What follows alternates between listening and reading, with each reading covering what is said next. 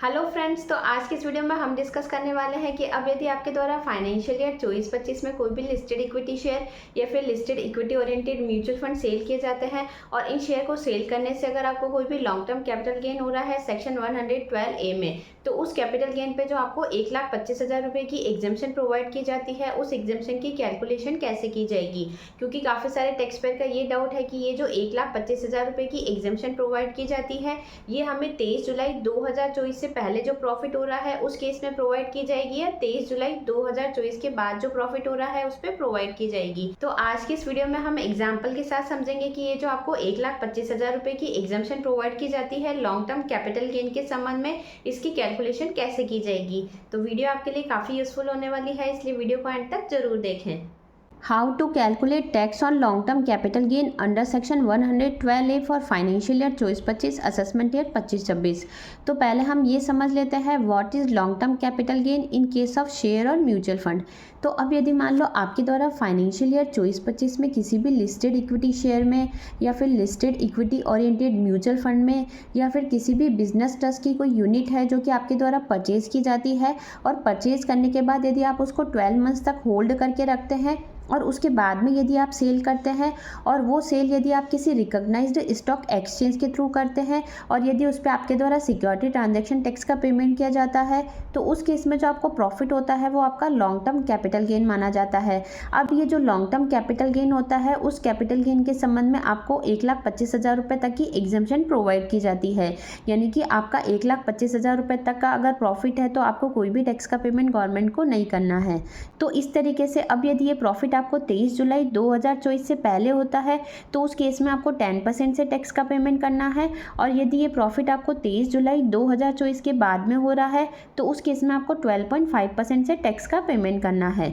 तो इस तरीके से अब यदि आपको फाइनेंशियल ईयर 24-25 में अगर कोई लॉन्ग टर्म कैपिटल गेन हो रहा है सेक्शन 112A में, तो उस केस में जो आपको 1,25,000 रुपये की एग्जेम्पशन प्रोवाइड की जाती है वो एग्जेम्पशन किस तरीके से कैलकुलेट की जाएगी। क्योंकि अब यहाँ पे आपके पास दो डेट अवेलेबल है और काफ़ी सारे टैक्स पेयर है जो कि ये कन्फ्यूज़ हो गए हैं कि 1,25,000 रुपये की एग्जेम्पशन जो है वो 23 जुलाई 2024 से पहले वाले प्रॉफिट में से प्रोवाइड की जाएगी या 23 जुलाई 2024 के बाद वाले प्रॉफिट में से प्रोवाइड की जाएगी।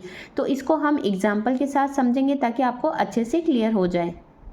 फर्स्ट केस हम ये अज्यूम कर लेते हैं कि मिस्टर राम को फाइनेंशियल ईयर 24-25 में जो लॉन्ग टर्म कैपिटल गेन होता है सेक्शन 112A में, ये प्रॉफिट उसे 23 जुलाई 2024 से पहले लिस्टेड इक्विटी शेयर या listed equity oriented mutual fund को सेल करने से होता है। तो उस केस में टैक्स की कैलकुलेशन न्यू टैक्स रिजीम में कैसे की जाएगी। तो फॉर एग्जाम्पल मान लो मिस्टर राम जो है उसको फाइनेंशियल ईयर 24-25 में लॉन्ग टर्म कैपिटल गेन होता है 7 लाख रुपए का, तो उस केस में उसका लॉन्ग टर्म कैपिटल गेन 1,25,000 रुपए तक एग्जेम्प्ट हो जाता है। तो यहाँ पे मिस्टर राम की taxable long term capital gain से इनकम हो जाती है 5,75,000 रुपए। अब हम ये अज्यूम कर लेते हैं कि मिस्टर राम जो है उसके फाइनेंशियल ईयर 24-25 में कोई भी दूसरी इनकम नहीं है। तो इस तरीके से मिस्टर राम के द्वारा न्यू टैक्स रिजीम में यदि अपनी आईटीआर फाइल की जाती है तो वो 3 लाख रुपए की बेसिक एग्जेम्पशन लिमिट का बेनिफिट ले सकता है। तो यहाँ पे मिस्टर राम की नेट टैक्सेबल इनकम हो जाती है लॉन्ग टर्म कैपिटल गेन से 2,75,000 रुपए। अब यहाँ पे मिस्टर राम के द्वारा ये शेयर 23 जुलाई 2024 से पहले सेल कर दिए जाते हैं, इसलिए मिस्टर राम को जो प्रॉफिट होता है उस पर उसे 10% से टैक्स का पेमेंट करना है। तो इस तरीके से मिस्टर राम की फाइनल टैक्स लायबिलिटी आ जाती है फाइनेंशियल ईयर 24-25 में 27,500। सेकंड हम ये अज्यूम कर लेते हैं कि मान लो मिस्टर राम के द्वारा अपने ये जो लिस्टेड इक्विटी शेयर या listed equity oriented mutual fund है वो 23 जुलाई 2024 के बाद में सेल किए जाते हैं। तो उस केस में जो मिस्टर राम को कैपिटल गेन होता है उस पर टैक्स की कैलकुलेशन कैसे की जाएगी। तो फॉर एग्जाम्पल मिस्टर राम को फाइनेंशियल ईयर 24-25 में लॉन्ग टर्म कैपिटल गेन होता है 7 लाख रुपए का, तो यहाँ पे मिस्टर राम को लॉन्ग टर्म कैपिटल गेन के संबंध में 1,25,000 रुपए की एग्जेम्पशन मिल जाती है। तो मिस्टर राम की टैक्सेबल इनकम हो जाती है लॉन्ग टर्म कैपिटल गेन से 5,75,000 रुपए। अब हम ये अज्यूम कर लेते हैं कि मिस्टर राम की कोई भी दूसरी इनकम नहीं है except long term capital gain. तो यहाँ पे मिस्टर राम के द्वारा न्यू टैक्स रिजीम में आईटीआर फाइल की जाती है तो 3 लाख रुपए की बेसिक एग्जेम्पशन लिमिट का बेनिफिट वो अपने लॉन्ग टर्म कैपिटल गेन के संबंध में ले सकता है। तो इस तरीके से मिस्टर राम की नेट टैक्सेबल इनकम हो जाती है लॉन्ग टर्म कैपिटल गेन से 2,75,000 रुपए। अब यहाँ पे मिस्टर राम के द्वारा ये शेयर 23 जुलाई 2024 के बाद में सेल किए जाते हैं। तो इस तरीके से मिस्टर राम को जो प्रॉफिट होता है उस पर उसे 12.5% से टैक्स का पेमेंट करना है। तो मिस्टर राम की फाइनल टैक्स लायबिलिटी आ जाती है लॉन्ग टर्म कैपिटल गेन पे 34,375 रुपए।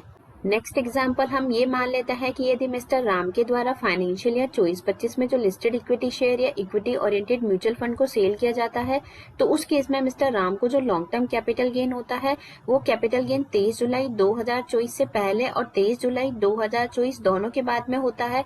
तो उस केस में जो 1,25,000 रुपए की एग्जेम्पशन प्रोवाइड की जाती है वो पहले के प्रॉफिट में से प्रोवाइड की जाएगी या बाद वाले प्रॉफिट में से प्रोवाइड की जाएगी। तो अब यदि हम ये अज्यूम कर लेते हैं कि मिस्टर राम को फाइनेंशियल ईयर 24-25 में लिस्टेड इक्विटी शेयर और listed equity oriented mutual fund को सेल करने से 23 जुलाई 2024 से पहले प्रॉफिट हो रहा है 3 लाख रुपए का और 23 जुलाई 2024 के बाद सेल करने से प्रॉफिट हो रहा है 7 लाख रुपए का। तो अब यहाँ पे मिस्टर राम को जो 1,25,000 रुपए की एग्जेम्पशन प्रोवाइड की जाएगी वो सबसे पहले उसको जो 23 जुलाई 2024 के बाद में जो प्रॉफिट हो रहा है उसमें से प्रोवाइड की जाएगी। तो इस तरीके से मिस्टर राम की 23 जुलाई 2024 के बाद की जो टैक्सेबल इनकम हो जाती है वो है 5,75,000 रुपए। अब यहाँ पे हम ये अज्यूम कर लेते हैं कि मिस्टर राम की कोई भी दूसरी इनकम नहीं है और मिस्टर राम के द्वारा न्यू टैक्स रिजीम में ITR फाइल की जाती है। तो यहाँ पे मिस्टर राम को 3 लाख रुपए की बेसिक एग्जेम्पशन लिमिट का बेनिफिट भी मिल जाता है। तो यहाँ पे मिस्टर राम की नेट टैक्सेबल इनकम हो जाती है लॉन्ग टर्म कैपिटल गेन से 2,75,000 रुपए। तो अब यहाँ पे मिस्टर राम के द्वारा ये शेयर 23 जुलाई 2024 के बाद में सेल किए जाते हैं। तो मिस्टर राम को जो लॉन्ग टर्म कैपिटल गेन हो रहा है उस पे उसे 12.5% से टैक्स का पेमेंट करना है। तो इस तरीके से मिस्टर राम का टैक्स बन जाता है 34,375 रुपए। अब यहाँ पे मिस्टर राम को 23 जुलाई 2024 से पहले इक्विटी शेयर सेल करने से प्रॉफिट होता है 3 लाख रुपए। तो इस 3 लाख रुपए पे मिस्टर राम जो है उसको डायरेक्ट 10% से टैक्स का पेमेंट करना है।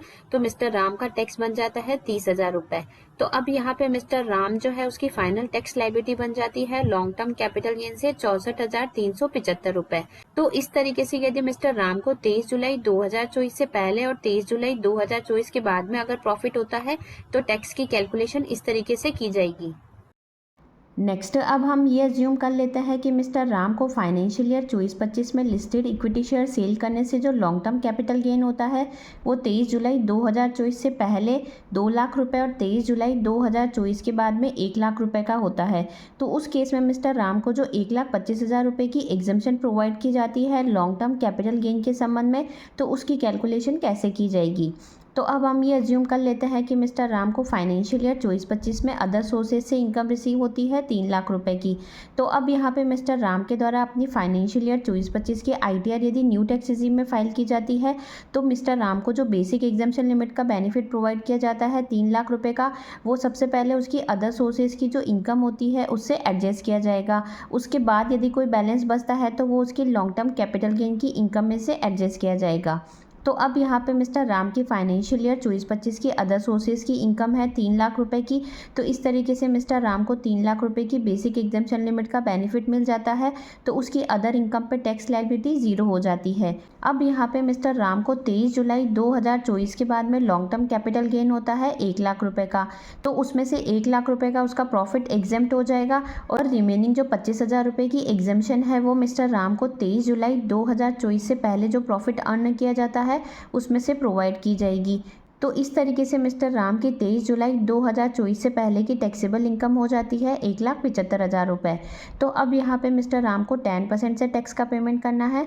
तो मिस्टर राम की फाइनेंशियल ईयर 24-25 में टैक्स लायबिलिटी आ जाती है 17,500 रुपये। इस तरीके से एक चीज़ आपको ध्यान रखनी है कि यदि मान लो आपको फाइनेंशियल ईयर 24-25 में 23 जुलाई 2024 से पहले और 23 जुलाई 2024 के बाद में अगर कोई लॉन्ग टर्म कैपिटल गेन होता है तो उस केस में जो आपको 1,25,000 रुपये की एग्जेम्पशन प्रोवाइड की जाती है लॉन्ग टर्म कैपिटल गेन के संबंध में, वो कैपिटल गेन सबसे पहले आपका 23 जुलाई 2024 के बाद में जो प्रॉफिट हो रहा है उससे एडजस्ट किया जाएगा और उसके बाद यदि कोई रिमेनिंग बैलेंस रहता है तो उसे 23 जुलाई 2024 से पहले जो प्रॉफिट अर्न किया जाता है उसमें से एडजस्ट किया जाएगा और रिमेनिंग अमाउंट जो है उस पर आपको टैक्स का पेमेंट करना है। तो इस तरीके से फाइनेंशियल ईयर 24-25 में लॉन्ग टर्म कैपिटल गेन के संबंध में टैक्स की कैलकुलेशन की जाएगी। तो इस तरीके से अब यदि आपको फाइनेंशियल ईयर 24-25 में किसी भी लिस्टेड इक्विटी शेयर या listed equity oriented mutual fund को सेल करने से अगर लॉन्ग टर्म कैपिटल गेन होता है सेक्शन 112A में, तो आप क्या कर सकते हैं कि इनकम टैक्स की साइट पे जा सकते हैं। वहाँ नीचे आपको साइड में इनकम टैक्स कैलकुलेटर का ऑप्शन गिवन है, तो उसमें आप एडवांस कैलकुलेटर में जा सकते हैं। देन नीचे आपको long term capital gain section 112A में कितना है 23 जुलाई 2024 से पहले और 23 जुलाई 2024 के बाद में। तो उस केस में जैसे ही आपके द्वारा डेटा जो है वो इंसर्ट किया जाता है, तो फिर सिस्टम ऑटोमेटिक ही आपके लॉन्ग टर्म कैपिटल गेन पे कितना टैक्स बन रहा है वो कैलकुलेट करके आपको प्रोवाइड कर देगा। तो आई होप आज की जो ये वीडियो है वो आपके लिए काफ़ी यूजफुल रही होगी। वीडियो से अगर किसी तरह की हेल्प मिले तो चैनल को लाइक शेयर एंड सब्सक्राइब करना ना भूलें। मिलते हैं ऐसी किसी नेक्स्ट यूजफुल वीडियो के साथ, तब तक के लिए बाय बाय।